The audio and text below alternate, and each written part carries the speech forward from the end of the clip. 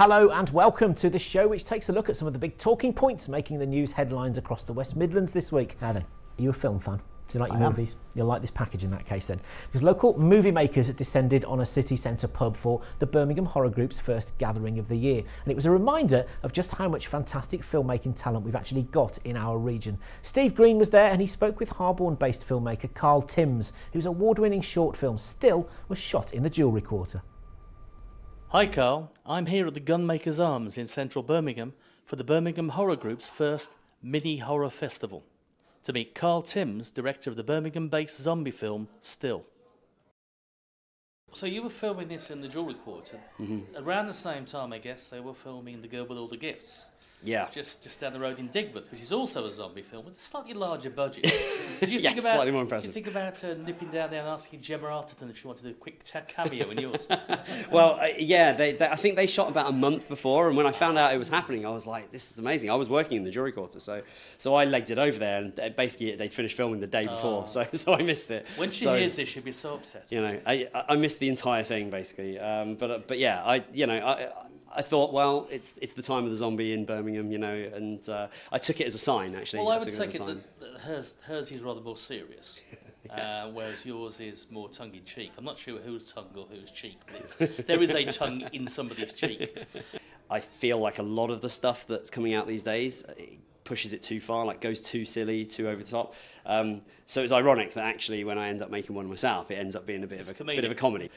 So off the back of that, you'll have seen Dark Matter Films is the name of the kind of production outfit that I've decided to set up. The concept is, I'm a big fan of the same kind of stuff that I'm sure everyone here is, horror, thriller, sci-fi, fantasy, that sort of stuff. So Dark Matter Films, the idea came from the idea that it's stories that inhabit the kind of dark spaces between the reality that we know. So it's going to be kind of very genre-y stuff. And I've got 3 shorts planned. I can announce the first one, which you'll be the first people to actually know this. But my next film is going to be called Off Grid.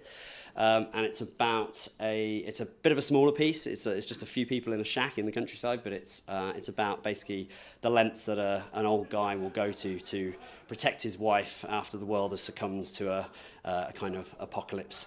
And it's a bit more of a kind of chamber piece, I guess. You know, just three or four characters. But it's either a drama or a training manual, given the current situation. I'm hoping that because of that, it might play well once it's done. So we're in early production on that, and then I've got 2 more which I'm working on as well.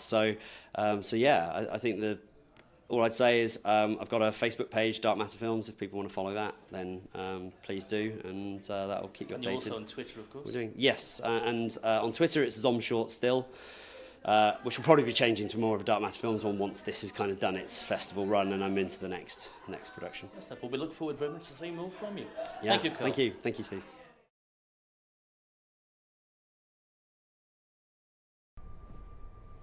So there you go, even an exclusive for viewers there on Made in Birmingham. It's interesting, movie making has become far more accessible to people with the development of technology, but the Birmingham area seems to have become a real hotbed, doesn't it? I mean, when you look back in the archives, major productions that were coming to the second city, they were few and far between, weren't they? But that's not the case now. Very much. So I think, there's been a huge, obviously a huge filmmaking industry in London, and it's still a huge market, but I think that Birmingham has become a massive option for people. I think there's been quite a few BBC dramas shot in Birmingham, and now we've got in major motion pictures. I think that things like Peaky Blinders being set here has helped. But again, last year we had Steven Spielberg here filming his new film. I think it's probably cheaper. It's cheaper to actually base yourself here. I think it's cheaper to close the streets and make up the streets. I think it's probably easier because the locations are nearer. And we have got this amazing city with all these different diverse kind of areas. We've got the viaducts and the dark parts. We've also got lots of green open space. I think if as a filmmaker, you think it must be a great location. And it's the same principle, really, of some of the other traditionally London-based big businesses that are now looking at Birmingham as an option because they've got everything that they need on the doorstep, but their overheads and their living costs are much lower, aren't they? So yeah, I think it is, and I think that there is, and consistently, Birmingham is attracting more and more people out of London than any other city because big businesses are setting themselves up in Birmingham. HSBC, I think, have announced as well.